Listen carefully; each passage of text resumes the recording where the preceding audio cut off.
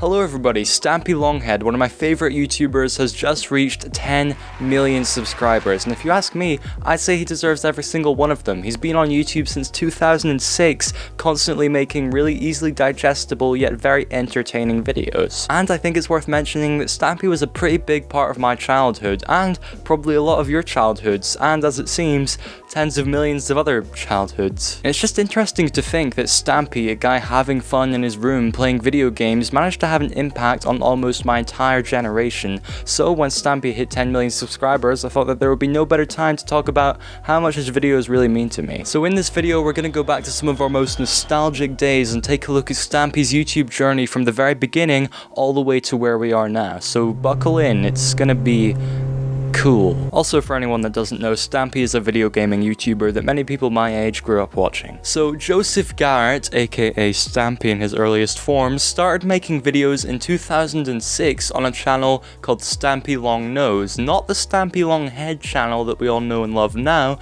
This is a different channel, but we'll get back to that. He uploaded pretty standard 2006 YouTube stuff like live action comedy skits, stop motion animations, and just videos of him and his friends being silly and having fun, because that's what YouTube is for, gosh darn it. But then, out of nowhere, this new YouTube trend emerged called Let's Play videos, where people would just record themselves playing video games and upload it to YouTube. And Stampy took one look at these Let's Play videos and decided, I want to get in on the ground floor of this. So Stampy ordered a capture card and started recording himself play first-person shooters like Call of Duty, and he managed to develop a pretty small yet big enough audience to capture the attention of GamesThirst.com, and I checked, it's now a defunct gaming blog, but at the time, they had hired Stampy full-time to make gameplay videos for them. For this company, Stampy would go on to make game reviews, he would hold gameplay tournaments, and just make good old-fashioned Let's Play videos, because why not? It is a gaming company, what more could they ask for? Gameplay videos for a gameplay company, it just works. Unfortunately, during this time, Stampy was also working at a local pub, and he would soon be nearing the end of his university course, so he didn't have enough time to make these videos for GamesThirst.com,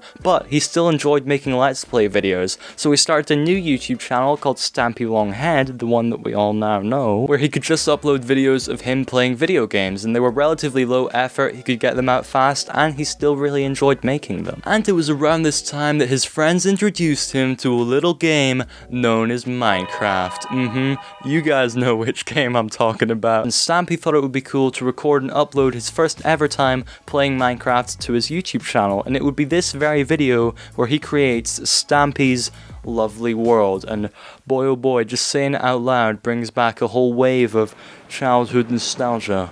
Wow. But something weird started happening to Stampy, something that had never really happened to him before. He started to develop a large audience. And upon further inspection, this large audience was mainly children, so Stampy, being the responsible guy that he is, stopped playing all inappropriate video games and stopped using all inappropriate language. That's right, Stampy, you put that gold in the swear chest. The most useless ore in the game, you can no longer have it. You have to put it in the swear chest. And only around a year later, Stampy would have hundreds of thousands of subscribers, and everything was smooth sailing for his YouTube channel, right up until it got deleted. Yep, you heard me right. In December of 2013, YouTube had deleted the Stampy Longhead channel for violating the community terms of service, even though he did nothing wrong. And people were rightfully outraged when this happened, and I was a little bit young to really understand what was going on, but if I did understand, I would be respectfully baffled at YouTube. So what did Stampy do about all this? Did he hit the bottle and drink all his problems away? No, he went straight to Facebook and Twitter and told everyone what had happened, and before he knew it,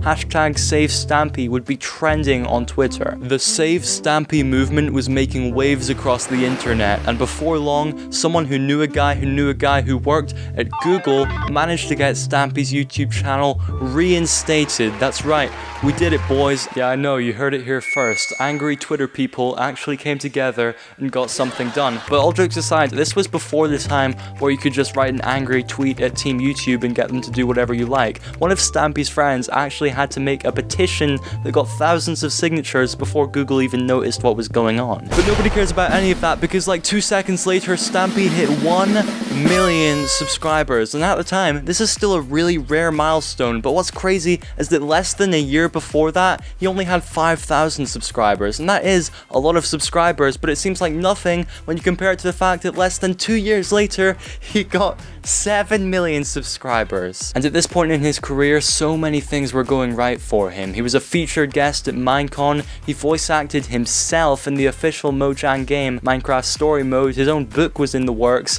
and he was befriending multiple famous YouTubers like iBallisticSquid and DanTGM. And at this point, you could ask any kid, and chances are they were watching Stampy. But then in 2017, for some reason, his channel growth started to slow down, and the amount of views he was getting smaller. Now, people blamed all sorts of things for this, but I think the problem is the YouTube algorithm and how it's now learning to prefer fast-paced, highly edited, clickbaity content when that is very much the opposite of Stampy. In fact, he keeps his editing to a minimum unless it's for storytelling reasons. Another factor is that Minecraft was kind of a dying topic at the time. Not a lot of people were making videos about it, and players were kind of just getting bored of it, Stampy included, because he was very rarely making videos in his lovely world at this time. I mean, if we're gonna get really specific, then we could kind of blame Stampy for that, but it is not important. And then Stampy Longhead's channel statistics just continued to dwindle, leaving only his most dedicated fans.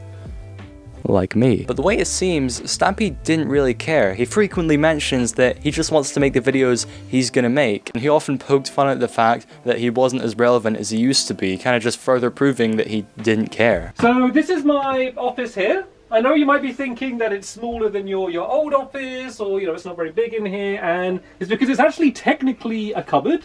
I did have a bigger office back in the day, but that's when I was a bit more relevant and got a lot more views than I do now. But nobody cares about any of that, because in 2019, Stampy got popular again. Minecraft was a trending topic, and he started doing videos in his lovely world again. It's like the fog had cleared, allowing the sun to shine down on Stampy's YouTube channel, revealing him back to the general public. I don't really know where I was going with that, but it sounded beautiful. And even though his videos in Stampy's lovely world were getting millions of views again, his other videos were doing just okay, with his other Minecraft videos coming in second place and everything else kind of staying the way it was before, which is still good. That's a lot of views. I would happily have those views if he didn't want them. But to finish off our story here, and to relate back to some of the foreshadowing that I set up at the beginning of this video, Stampy continued this stride all the way to 10 million subscribers. Personally, I'm almost certain that Stampy is going to go down as one of the greatest YouTubers of all time. I mean, this guy single-handedly raised almost an entire generation just by playing video games and expressing his lovable personality. And no, he won't go down as the YouTuber that had the most subscribers or the one that got the most views, but when this generation of YouTube is over, I don't see myself remembering anyone more fondly than I will Stampy. There's just something so indescribably fun and nice about his videos, and he's one of the only gaming YouTube channels I can think of that actually tells a story in his videos. He's just constantly expanding the boundary of what we once thought a Let's Play video to be, and once you think he's made the most creative Let's Play video possible, he makes an even better one. And you guys don't actually know this, but Stampy is the reason that I started my YouTube channel, and I know I'll never find it, but somewhere on one of Stampy's videos I commented saying, "Dear Stampy, I love your channel. You made me make my own channel." I didn't word it very well, but I had the best of intent. So Stampy, if you're watching this, thank you for brightening up YouTube and so many millions of childhoods. Here's to another 10 million. And as always, I'm going to be responding to every single comment, and if you want to hang out on our Discord server, I would really like that, and I'm hoping you would too, but there's no pressure. And as always, I sincerely hope that you have a nice day.